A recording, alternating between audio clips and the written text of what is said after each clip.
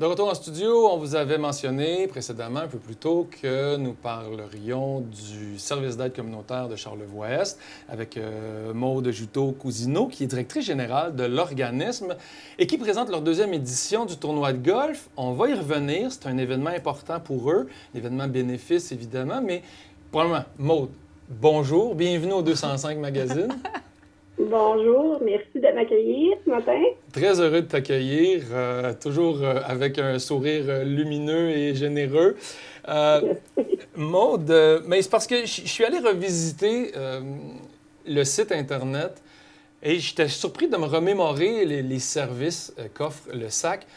Puis on en parlait juste avant d'entrer en ondes. Est-ce que le SAC est quand même, on dirait que c'est un autre mot que je ne cherche pas, innovateur, mais tu sais, un organisme qui se démarque au Québec par la panoplie de ses services et de l'offre que vous permettez l'accès à la population de Charlevoix. Est-ce que tu sens que l'organisme est quand même dans une belle force et se démarque des autres organismes du Québec?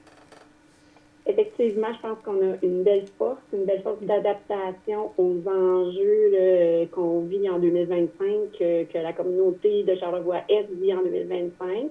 Je pense qu'il y a certains organismes ailleurs au Québec qui nous ressemblent et aussi sur lesquels on s'est inspiré pour toujours donner le meilleur là, aux gens qui en ont besoin. Mm-hmm.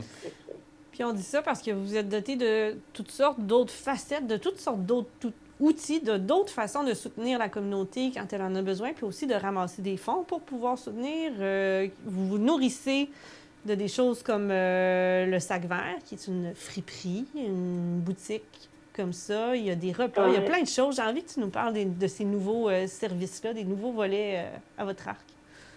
Bien, vous devez être au fait que le réseau communautaire n'est pas facile au niveau subvention. Mm-hmm. C'est difficile d'avoir des sous, mais les besoins augmentent, mais pas le financement. Donc, il faut se montrer créatif pour pouvoir aller chercher un autofinancement de notre côté parce que on peut pas réduire en personnel, en ressources humaines. Au contraire, il faudrait augmenter. On n'a pas les fonds. La ressourcerie, en effet, cette année, on a agrandi encore. Mm-hmm. Et on avait l'occasion, là, en récupérant le local là, qui verrait à côté. Mais pour moi, c'est une vision à la double sens. C'est au niveau récupération, au niveau économie durable, ben, ça nous permettait d'élargir cette offre-là et de récupérer davantage. Mais dans un deuxième temps, ça permet à l'organisme d'aller amasser plus de fonds pour pouvoir continuer nos actions. Fait que oui, il y a ça. Ensuite, les repas, ben vous savez, cette année qu'on a mis en place le projet La Cantine dans 3 écoles de Charlevoix-Est. Mm-hmm. Ça, c'est le fun, Maude. Mais c'est que là, vous offrez la possibilité de créer des lunchs d'une valeur d'environ 6 $. C'est bien ça qui est indiqué sur votre site? En fait, là, c'est les parents qui décident, selon leurs moyens, de payer entre 1 ou 6 $ selon leurs moyens. Puis ça permet aux enfants d'avoir accès dans l'alimentation fine à tous les midis dans l'école. Est-ce que c'est en demande? Est-ce que c'est en demande? C'est en demande. Je pense que ça reste encore à être connu auprès des parents. Écoute. Puis, tu sais, c'est un projet qu'on démarrait. Fait qu'on a fait des petites erreurs, on était nouveaux là-dedans, on s'est ajusté, on a travaillé très fort avec l'équipe cette année pour offrir, pour répondre, dans le fond, aux besoins des enfants, puis à ce qu'ils aiment. Donc, on a travaillé très fort ce projet-là cette année. Mais c'est pour ça qu'on a commencé à vendre des repas aussi à la ressourcerie. On en revient là. On a créé le sac repas. Oui. On est bon dans les jeux de mots. Dans le fond, pour vendre les surplus, puis aller autofinancer. Ou si moi, j'ai dû engager une nouvelle cuisinière pour venir soutenir Rebecca. Fait que c'est moyen aussi d'aller chercher un financement. OK. Oui, c'est ça, parce que ce que j'entends, c'est que le SAC doit faire quand même beaucoup d'investissements. On parle de payer un loyer pour un agrandissement, un loyer supplémentaire, des ressources supplémentaires pour offrir... Là, il y a comme on dirait qu'il y a une roue, là, pas un cercle vicieux, mais il y a quelque chose qui se passe que pour donner plus, il faut investir plus. Tu sais, c'est un drôle de jeu comme organisme. Ça doit pas être facile, toi, de se casser la tête dans le bureau des fois pour gérer cette situation-là. Parce que tu dis, l'argent que je mets là, je serais-tu mieux de la donner? Mais si je l'enlève de là, je pourrais plus la donner parce que j'aurais plus les ressources pour traiter ce volet-là. Comment tu fais pour gérer ça au quotidien? Ben, je pense que l'investissement, c'est quelque chose qu'on peut pas éviter quand on veut le développer. Donc, le projet de la cantine, c'est quelque chose qu'on a à cœur parce que c'est nourrir les enfants. Vous le savez, l'insécurité alimentaire, c'est au cœur de nos actions. On se décide d'aller vers là. L'insécurité alimentaire augmente, la pauvreté augmente. Puis nous, on est vraiment là en globalité pour soutenir la lutte à la pauvreté. Fait qu'on avait... Ça faisait un non-sens de ne pas développer ce projet-là dans la région qui a un besoin. Oui, ça a demandé de l'investissement. Oui, ça demande des ressources supplémentaires. Mais c'est pourquoi que... Mais tu sais, à un moment donné, on vient récupérer notre investissement, puis le projet est là pour la bonne cause. Là, je ne sais pas si j'ai bien expliqué, oui, j'ai bien répondu à ta question. Complètement. Puis j'ai envie, on dirait, tu me diras là, si la question est appropriée, mais tu sais, comme directrice d'un organisme qui est directement confronté à la pauvreté au quotidien. Puis là, c'est parce que des fois, on dirait que dans les nouvelles, on genre la pauvreté, puis on dirait que ça devient comme un mot un peu galvaudé, mais on ne saisit pas vraiment l'impact. Je veux dire, il y a des mamans, des papas, il y a des enfants qui sont en manque de quelque chose, qui sont pas capables d'aller chercher des vêtements adéquats, qui sont pas capables... Mon Dieu, je m'émeus. Ben, calme-toi. Voyons. Les larmes montent non, un mais peu, mais franchement... oui. Mais s'il y a un sujet à la base de prendre soin de l'autre, de la bienveillance, oui, c'est ça. C'est triste là, de voir qu'il y a des familles qui font des choix difficiles. En alimentation, l'insécurité alimentaire, c'est pas nécessairement pas manger. C'est devoir faire des choix alimentaires qu'on ferait pas. C'est de devoir acheter des choses à bas prix, mettons, acheter une canne de viande plutôt que d'acheter un poulet parce qu'on n'a pas les moyens de se nourrir adéquatement. Ça prend plusieurs formes. Puis oui, de se priver pour nourrir ses enfants ou de sauter un repas parce qu'on n'a pas les moyens de manger 3 repas par jour. Fait que je t'emmenais sur, toi, ta réflexion comme directrice, quand tu termines tes journées, tes mois, ton année. C'est quoi la cause première d'une pauvreté? Qu'est-ce qui fait que... Puis là, alors là, j'ai 8 questions. C'est une question à 100$. Ben, c'est une question à 100$, mais tu sais, toi, ça te donne-tu une petite idée? Tu sais, là, des fois, en tout cas, j'imagine qu'il y a énormément de facteurs. Il y a des situations temporaires, mais tu sais, les situations à long terme, ce que tu vois qu'on dirait que des fois, il y en a qui doivent, comme tu as l'impression que ça avance pas ou que ça évolue pas vers rien puis que ça stagne là, ou en général... les citoyens avec lesquels tu travailles ou t'aides, tu sens qu'il y a une évolution, qu'ils sont capables de s'en sortir, ou à un moment donné, après 2 ans, 3 ans, tu dis « Crime, qu'est-ce qui se passe? » Et c'est comment on fait pour aborder le problème, parce que le sac vient comme un baume ou un plaster, où on vient comme aider ou quand il y a un bobo, mais profondément dans une collectivité, est-ce que toi, ça t'amène des réflexions de comment gérer réellement le problème?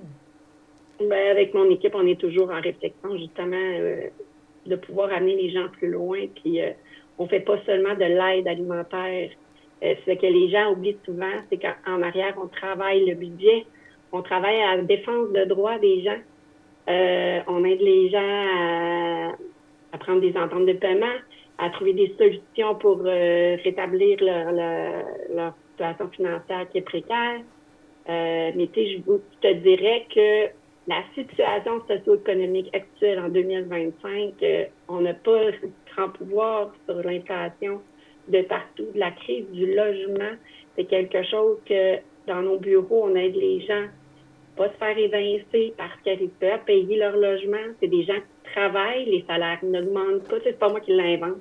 Les salaires n'augmentent pas, tout augmente. Tu sais, même nous, là, je veux dire, on est travailleurs, puis on fait des choix différents à l'épicerie ou on fait des choix de vie différents, les taux hypothécaires augmentent. Maintenant, le portrait de la clientèle, c'est des gens qui travaillent à temps plein. C'est des familles qui arrivent chez nous puis qui vont tout perdre, là. Puis souvent, ben ils arrivent, il est tard, là. Quand ils arrivent, c'est comme le désastre, je ne sais plus quoi faire. Puis là, ben on a travaillé fort avec eux, là.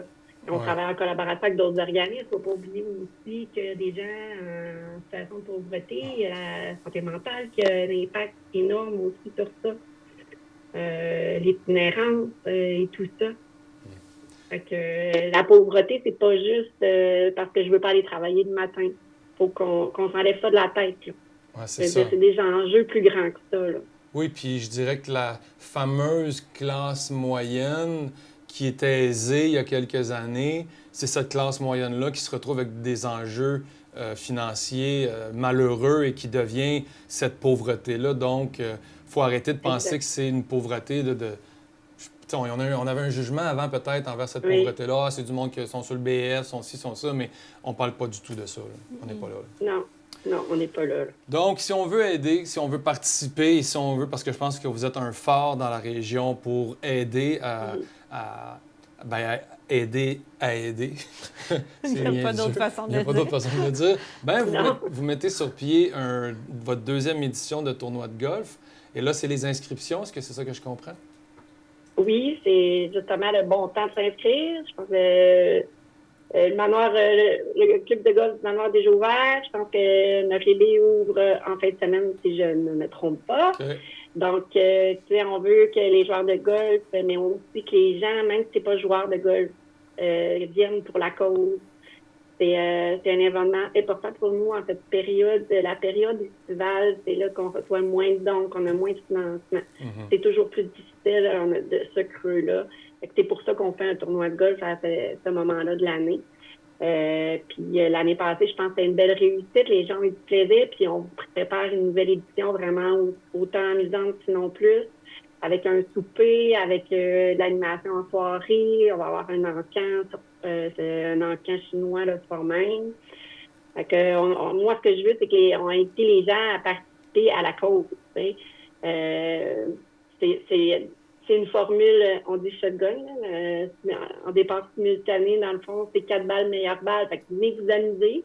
Moi, je dis, prenez un bon joueur, puis les autres, ben, venez avoir du plaisir. Il va y avoir de l'animation aussi sur différents trous.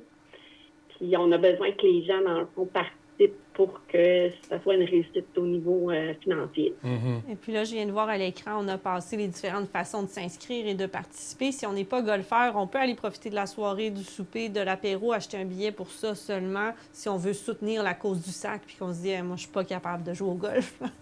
Oui, aussi, on peut venir, on a un beau petit cocktail. Après ça, nos cuisinières vous préparent des petites choses, des petites surprises. On va faire découvrir aussi nos talents.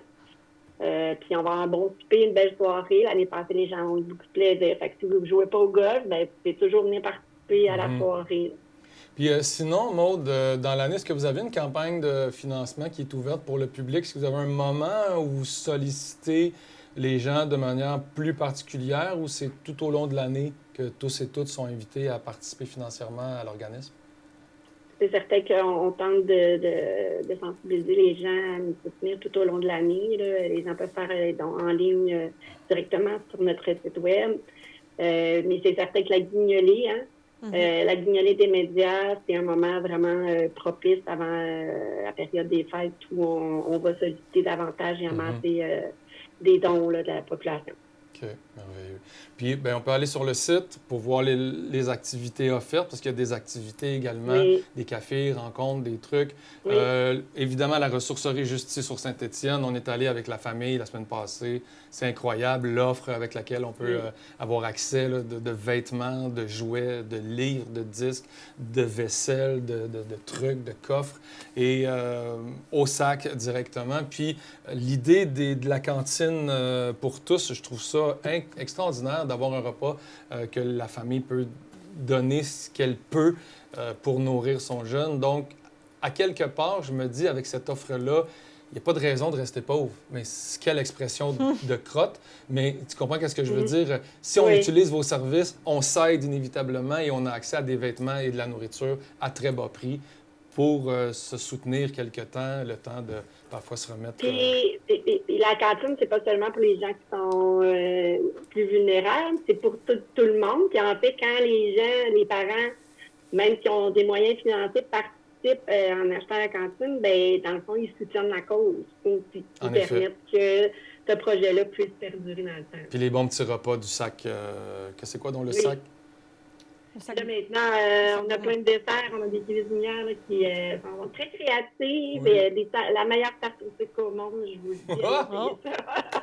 C'est dit. Il va falloir essayer On ça. va aller la chercher, puis on va la goûter. On fera nos taste-tests de Go Charlevoix.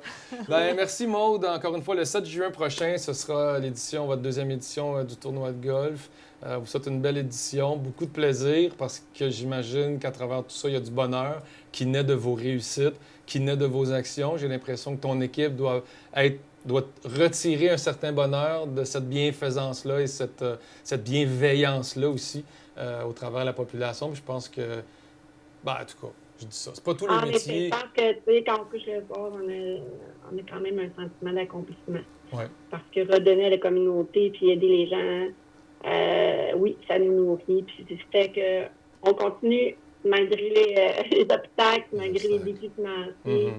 On lâche pas, puis on te relève les manches, puis on essaie de faire preuve de créativité. Merveilleux. Ben, merci de ces belles initiatives-là. Initiatives que je cherchais, pas innovation.